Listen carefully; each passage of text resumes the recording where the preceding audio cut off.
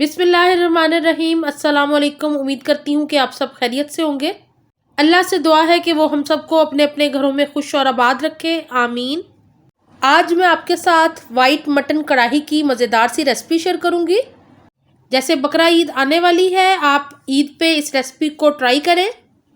Recipe आपको अच्छी लगे तो वीडियो को लाइक ज़रूर कीजिएगा, और अगर आपको मेरी कुकिंग अच्छी लग रही हो तो प्लीज़ मेरे चैनल को सब्सक्राइब ज़रूर करें और साथ ही बेल के आइकॉन को ज़रूर प्रेस कीजिएगा नई वीडियोस की नोटिफिकेशन के लिए। इस मज़ेदार सी वाइट हांडी को आप ईद की दावतों के लिए तैयार कर सकते हैं। इंशाल्लाह ईद स्पेशल और बहुत सी रेसिपीज़ हैं जो मैं आपके साथ शेयर करूंगी। मेरे चैनल पे ईद स्पेशल रेसिपीज़ हैं, उनको भी ज़रूर चेक कीजिएगा। तो चलिए स्टार्ट करते हैं इस मज़ेदार सी मटन वाइट हांडी की रेसिपी को। यहाँ मैंने पैन के अंदर हाफ कप ऑयल का शामिल कर दिया है। आप इसको घी, ऑयल जिसमें बनाना चाहें बना सकते हैं। 2 मीडियम साइज़ के प्याज बारीक चॉप करके मैंने शामिल कर दिए हैं। प्याज को 2 से 3 मिनट के लिए सौते करेंगे। यहाँ पे मैंने 2-3 मिनट के लिए प्याज को सौते कर लिया है। इसको कलर नहीं चेंज करना हमने प्याज का। तो अब मैं इसके अंदर शामिल करूँगी लहसुन अदरक का पेस्ट। यहाँ पे 2 टेबलस्पून लहसुन अदरक का पेस्ट शामिल कर दिया है मैंने, और इसको भी प्याज के साथ फ्राई कर लेंगे। और लहसुन अदरक की बड़ी प्यारी सी खुशबू आती है, बहुत ही अच्छी सी। तो अब इसके अंदर मैं शामिल करूँगी गोश्त को। तकरीबन ½ kg मैंने मटन लिया है, और इसको शामिल करके प्याज और लहसुन अदरक के साथ हमने अच्छे से फ्राई करना है तकरीबन 5 से 6 मिनट तक, जब तक गोश्त का कलर चेंज नहीं हो जाता। 3-4 मिनट तक मैंने गोश्त को अच्छे से भून लिया है। अब मैं इसके अंदर स्पाइसेस शामिल कर रही हूँ, जिसमें काली मिर्च का पाउडर 1 टीस्पून, नमक मैंने ½ टीस्पून शामिल किया है, आप अपने टेस्ट के मुताबिक शामिल कर सकते हैं। और वाइट पेपर पाउडर, सफ़ेद मिर्च का पाउडर मैंने यहाँ पे ½ टीस्पून शामिल किया है। स्पाइसेस को आप कम या ज़्यादा कर सकते हैं अपने टेस्ट के मुताबिक। तो इसको अब भून लेंगे। तकरीबन मैंने 2 से 3 मिनट तक स्पाइसेस शामिल करने के बाद गोश्त को भून लिया है। अब इसके अंदर हम शामिल करेंगे थोड़ा सा पानी, ताकि मटन का गोश्त अच्छे से पक जाए, कच्चा ना रहे। तो यहाँ पे मैंने तकरीबन 1 गिलास पानी शामिल किया है, और अब इसको पकने देंगे हल्की आंच के ऊपर।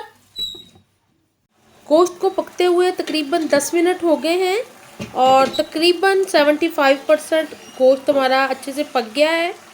अब बस थोड़ी देर इसको और लगेगी और बेहतरीन सा गोश्त हमारा रेडी हो जाएगा। अब इसके अंदर हम शामिल करेंगे बाकी की चीज़ें। तो यहाँ पे मैं 1 कप भर के दही का शामिल कर दिया है, और दही के अंदर गोश्त अब पकेगा, दही के पानी के अंदर। और दही को पहले इसलिए शामिल नहीं किया था कि दही शामिल करने के बाद गोश्त पकता ना। तो यहाँ पे मैंने तकरीबन 75% गोश्त को पका के अब इसके अंदर शामिल कर दिया दही, और अब इसको फिर पकने देंगे। यहाँ पे दही में पकते हुए तकरीबन 5 से 7 मिनट हो गए हैं मटन को, और मटन बहुत अच्छे से पक गया है। पानी इसका ड्राई होना शुरू हो गया, ऑयल साइड्स पे से नज़र आना शुरू हो गया आपको कि ऑयल निकलना शुरू हो गया है। अब मैं इसके अंदर शामिल करूँगी क्रीम। यहाँ पे मैंने 1 क्रीम का पैकेट लिया है 200 ग्राम का। आग को मैंने बिल्कुल धीमा कर दिया है, और अब इसको क्रीम को मिक्स कर दूँगी मैं, ताकि क्रीम मटन के साथ अच्छे से मिक्स हो जाए। बहुत ही क्रीमी और बहुत ही मज़ेदार ये वाइट मटन कढ़ाई तैयार होती है। आप इस रेसिपी को ज़रूर ट्राई कीजिएगा इस ईद पे, और मुझे बताइएगा आपको कैसी लगी रेसिपी। यहाँ पे मैंने क्रीम को बहुत अच्छे से मिक्स कर लिया है, और बहुत ही क्रीमी सी वाइट मटन कढ़ाई हमारी रेडी है। थोड़ा सा मैंने हरा धनिया कटा हुआ ऊपर से शामिल कर दिया है। धनिया शामिल करने के बाद अब मैं कटी हुई हरी मिर्चें शामिल कर रही हूँ, जो इस वाइट मटन कढ़ाई को और भी मज़ेदार बना देंगी। और अब इसको 2 मिनट के लिए कवर करके रखेंगे।